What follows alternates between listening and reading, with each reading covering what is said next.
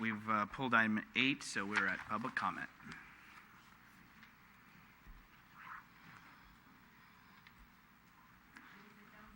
Excuse me. It is the council's policy to refer matters raised in this forum to staff for investigation and/or action where appropriate. The Brown Act prohibits the council from discussing or acting upon any matter not agendized pursuant to state law. Vicky, who do we have? You want me to? Go ahead. I have one right now from Raina. Raina, public comment? I'm sorry, Sandra. I'm sorry. Sandra. Okay. So Sandra, I'm for going items to not on the keep agenda. Okay. She liked you, Raina. Hello, Sandra Perez Vargas. I live on Massac Avenue, and I want to discuss specifically the case of a fire that happened this last Saturday on Garden Avenue, a few blocks from my home. This particular property has been reported to code enforcement, city management for over a decade. It's a hoarder's house, and you don't have to have access to the inside of the house to see what was going on. Not only was the front overloaded with garbage, the sides had tons of bags of recycling material. It was crumbling. The structure looked like it was completely off, like it was going off to one side. And I'm just having trouble understanding what took so long for any attention to go to it. It would be either no response or people are mentally ill, we can't tell them what to do. And I understand that, but when somebody's personal decision for their home and not keeping up endangers the rest of the community, I think it's irresponsible for the city not to act sooner. Had it been a windy day, the flames, I'm sure, would have just kept jumping to their houses. And I've talked to many residents in that area, and they've said that they've been asking for some attention over the years. And there are so many homes like that in San Bruno, not just this one. There's another one on East. Once again, the woman is mentally ill. It's difficult to even see the entrance of her house. There's books, bushes. And I'm having trouble understanding how code enforcement can't get beyond, oh, they're mentally ill, when they pose a danger to the rest of the community. Thank you. Thank you. Any other speakers, Vicky, that you have cards for? Rena Burgos.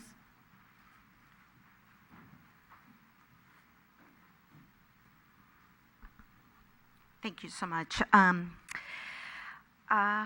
Two concerns. I echo what Sandra just brought up, and also the illegal dumping. So the fire was very close to our area as well. And I'm going to make a comment, and also I would like a response. That 2 weeks ago, basically, the project, the well project that the gentleman presented was rejected because of safety. Okay, I totally understand that. But also, this home was also unsafe, and the city knew, and because of the numerous complaints. I also was going to talk about other homes that actually need attention, and I'm not here to point fingers. I'm here to basically, I want to volunteer to how can we improve. If the family is unable to keep or remove the trash, we're willing. Basically, I want to put my name on it so I can volunteer to help remove trash or help, paint, whatever the family needs. But can we have a proactive approach to remedy this situation on other homes they are in San Bruno? Because I know it could have been worse, but we don't want it to be another situation with the PG&E that scale. We don't want that. So I'm putting myself up there as a volunteer. I want to participate if there is a committee. That's one issue. Second issue is the legal dumping. It is getting absolutely out of control.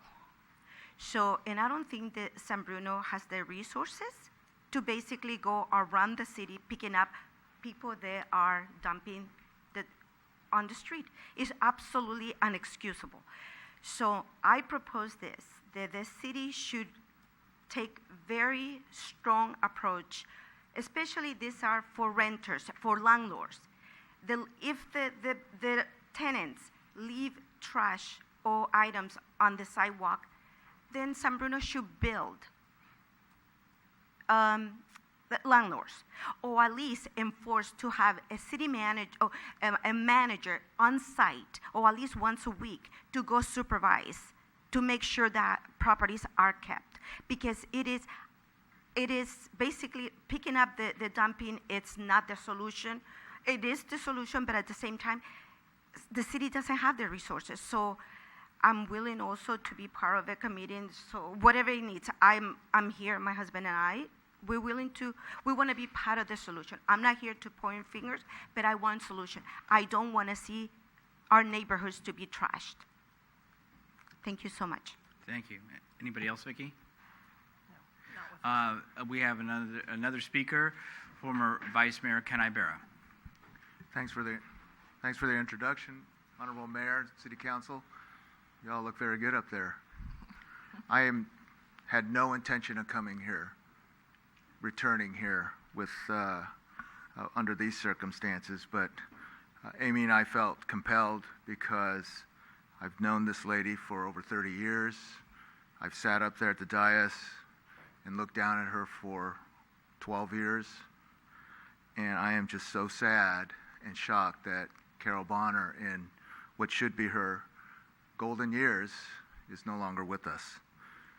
So I'm just here to honor her, pass on my heartfelt condolences and sympathies to Jesse and the family, and to a grateful community.